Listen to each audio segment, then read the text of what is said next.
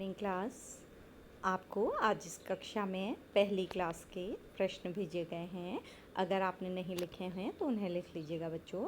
और दूसरा, मैं आज नादान दोस्त पार्ट जो प्रेमचंद्र द्वारा लिखा गया है, प्रेमचंद्र एक बहुत अच्छे कहानीकार हैं बच्चों, उनके द्वारा लिखा गया पार्ट मैं आपको पढ़ा रही हूँ। तो इस पाठ का नाम जो नादान दोस्त है बच्चों, वो दो भाई बहन हैं जो चिड़ियों के दोस्त बनते हैं, लेकिन उन्हें पता ही नहीं होता कि चिड़ियों से दोस्ती करने में क्या ध्यान रखना पड़ता है। तो उनसे नादानी हो जाती है, मतलब गलती हो जाती है। तो क्या गलती होती है वो आपको मैं पाठ में पढ़ाऊँगी। तो पाठ को मैं रीडिंग कर रही हूँ धीरे धीरे, इसकी समरी तरह की बता रही हूँ, पूरा रीडिंग भी नहीं कर रहे हैं, जो इम्पोर्टेंट चीज़ें हैं वो बताते जा रही हूँ इसमें। जैसे केशव के घर कार्निस के ऊपर एक चिड़िया ने अंडे दिए थे। कार्निस होता है बच्चों दीवार के ऊपरी भाग में जो एक सतह बनी होती है। जैसे आपने देखा होगा कि खिड़की के नीचे दीवार के बाहर का वो भाग जिस पर हमारी कभी कभी बॉल चली जाती है, हम उसको निकालने के लिए चढ़ भी जाते हैं, चल सकते हैं उसमें। कार्निस केशव और उसकी बहन श्यामा दोनों बड़े ध्यान से चिड़िया को वहाँ आते जाते देखा करते। सवेरे दोनों आंखें मलते कार्निस के सामने पहुँच जाते और चिड़ा और चिड़िया दोनों को वहाँ बैठा पाते। उनको देखने में दोनों बच्चों को न मालूम क्या मज़ा मिलता। दूध और जलेबी की सुध भी न रहती थी। दोनों के दिल में तरह तरह के सवाल उठते।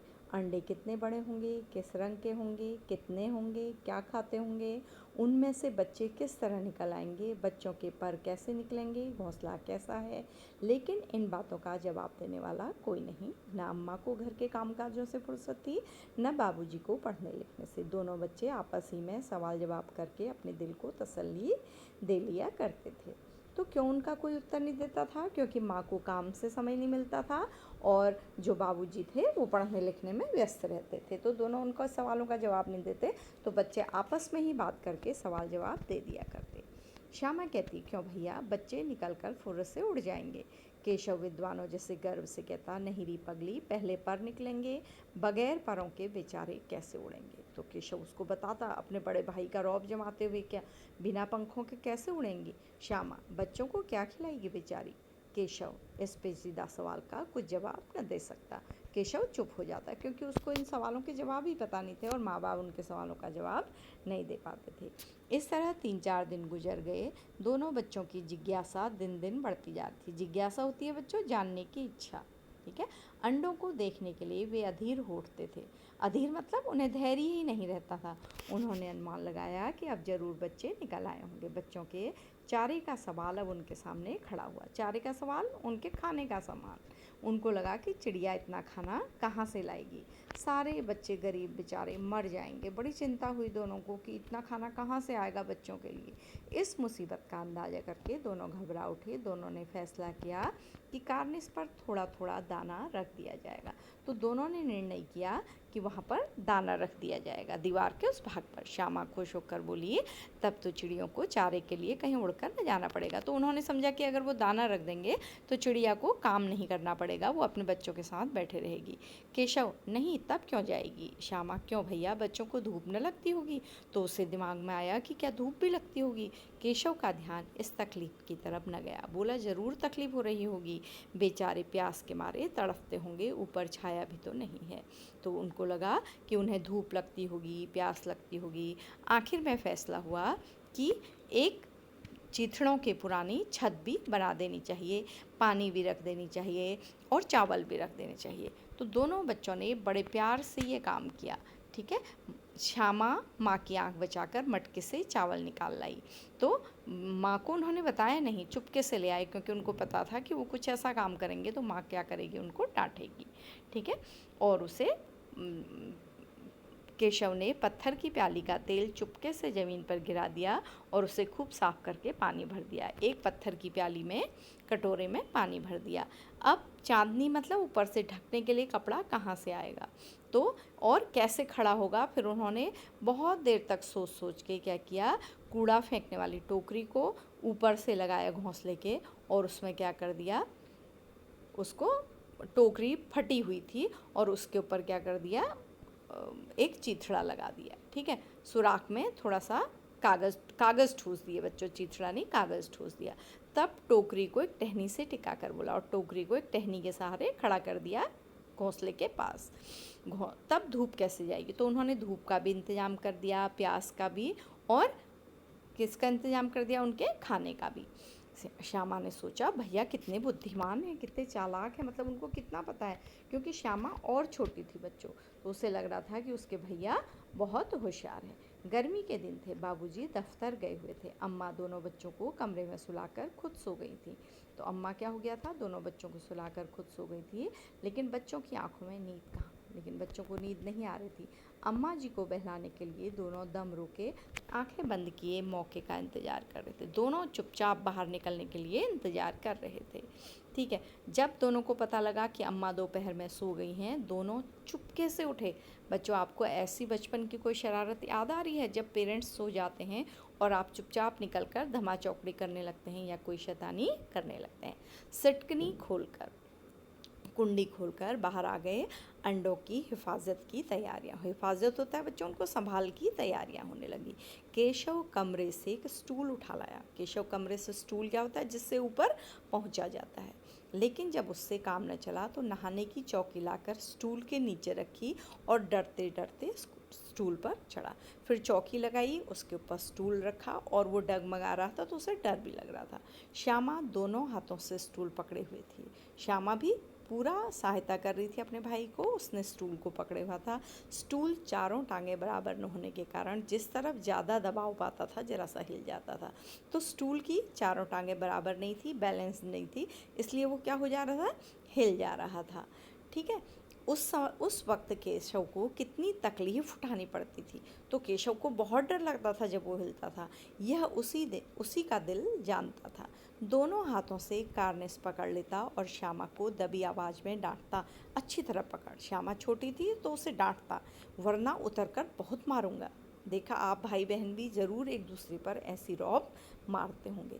मगर बेचारी श्यामा का दिल तो ऊपर कार्निस पर था। मगर श्यामा को लग रहा था कि ऊपर भैया को क्या दिखाई दे रहा होगा। बार बार उसका ध्यान जाता कि वहाँ भैया क्या देख रहे होंगे, और उसके हाथ क्या हो जाते, ढीले हो जाते जब वो सोचने लगती। केशव ने ज्यों ही कार्निस पर हाथ रखा, दोनों चिड़िया उड़ गई। तो केशव ने जैसे ही ऊपर सामान रखने के लिए हाथ रखा तो चिड़िया डर के मारे क्या हो गई, उड़ गई। केशव ने देखा कार्निस पर थोड़े तिनके बिछे हुए हैं, वहाँ पर तिनके रखे हुए हैं और उन पर 3 अंडे पड़े हैं। केवल तिनकों के ऊपर क्या है, 3 अंडे हैं। जैसे घोंसले उसने पेड़ों पर देखे थे वैसा कोई घोंसला नहीं है। तो जैसी कल्पना में उसका घोंसला था, जैसे घोंसले उसने सुंदर से देखे थे ढके हुए, वैसा वह घोंसला नहीं था। श्यामा ने नीचे से पूछा, कै बच्चे हैं भैया? कै मतलब कितने? केशव, 3 अंडे हैं, अभी बच्चे नहीं निकले। तो उसने कहा 3 अंडे हैं, अभी अंडों से बच्चे नहीं निकले। श्यामा, जरा हमें दिखा दो भैया कितने बड़े हैं। तो श्यामा ने कहा, जरा भैया हम देख लें कि कितने बड़े हैं। केशव, दिखा दूंगा, पहले जरा चीथड़े ले आ, नीचे बिछा दूं, बेचारे अंडे तिनकों पर पड़े हैं। तो उसको लगा कि पहले तू चीथड़े फटे फुटाने कपड़े ले आ तो उनको बिछा दूं, क्योंकि अंडे तिनकों पर पड़े हैं। उसको खराब लगा कि अंडे तिनकों पर पड़े। श्यामा दौड़कर अपनी पुरानी धोती फाड़कर एक टुकड़ा लाई।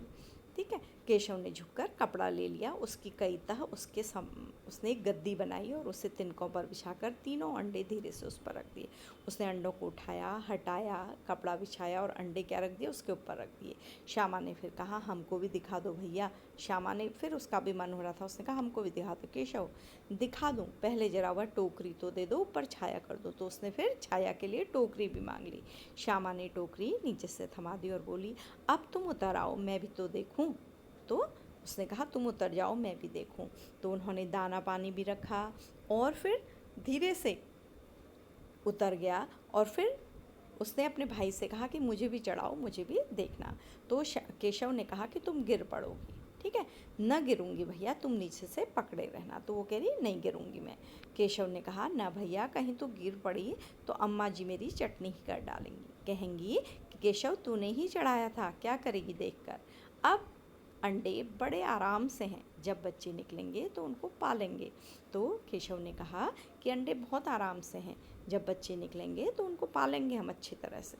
दोनों चिड़ियाँ बार बार कार्निस पर आती थी और बगैर बैठे ही उड़ जाती थी। केशव ने सोचा, हम लोगों के डर से नहीं बैठती। स्टूल उठाकर कमरे रखाया, चौकी जहाँ की थी वहीं रख दी। तो अब चिड़िया क्या होती थी, उस कार्निस पर आना उना छोड़ दिया था। तो केशव को लगा कि वो हमसे क्या हो रही हैं, डर रही हैं। ठीक है, तो इसके पश्चात श्यामा ने आंखों में आंसू भरकर कहा, तुमने मुझे नहीं दिखाया, मैं अम्मा जी से कह दूंगी। तो श्यामा को गुस्सा आ गया, उसने कहा कि मैं तुम्हारी शिकायत अम्मा जी से कह दूंगी। केशव ने उसे धमकाया कि अगर तुमने कहा तो मैं मारूंगा तुमको। तो उनकी दोनों की लड़ाई हो गई। ठीक है, तो इतने में कोठरी का दरवाज़ा खुला और माँ ने धूप से आँखों को बचाते हुए कहा, लेकिन माँ आ गई, वो सोई हुई थी, बाहर आई। तो उसने कहा, तुम दोनों कब बाहर निकले? मैंने तो तुमसे कहा था कि दोपहर को मत निकलना। किसने किवाड़ खोला? किवाड़ क्यों खोला? दरवाज़ा, किवाड़ मीन्स दरवाज़ा। किवाड़ केशव ने खोला था, लेकिन श्यामा ने माँ से यह बात नहीं कही। उसे डर लगा कि भैया पिट जाएंगे। केशव दिल में काँप रहा था कि कहीं श्यामा न कह दे। उसे लग रहा था कि वो चिड़िया वाली बात भी कह दे, लेकिन वह छोटी थी, वो कह देती थी उसकी शिकायत। आपने भी देखा होगा कि छोटे भाई बहन हमारी शिकायतें क्या करते हैं, मम्मी पापा से कहते हैं, और डांट किसको पड़ती है बच्चों? बड़े बच्चों को। ठीक है, तो माँ ने दोनों को डांट डपट कर फिर कमरे में बंद कर दिया और आप धीरे उन्हें पंखा चलने लगी। अभी सिर्फ 2 बजे थे, बाहर तेज़ लू चल रही थी। अब दोनों बच्चों को नींद आ गई। उसके पश्चात दोनों बच्चे क्या हो गए? सो गए। तो बच्चों, इससे जो बचा हुआ भाग है और प्रश्नोत्तर हम अपनी अगली कक्षा में करेंगे। तो बच्चों, आप छोटी छोटी चीज़ें भी आप इस पाठ को फिर पढ़ेंगे, जो मैंने पढ़ाया है उसे सुनेंगे, और इस तरह से आप परीक्षा के लिए छोटे छोटे प्रश्न तैयार करेंगे। ठीक है बच्चों, हम आज का पाठ यहीं पर क्या करते हैं? समाप्त करते हैं। इससे अगला भाग अगली कक्षा में। थैंक यू बच्चों।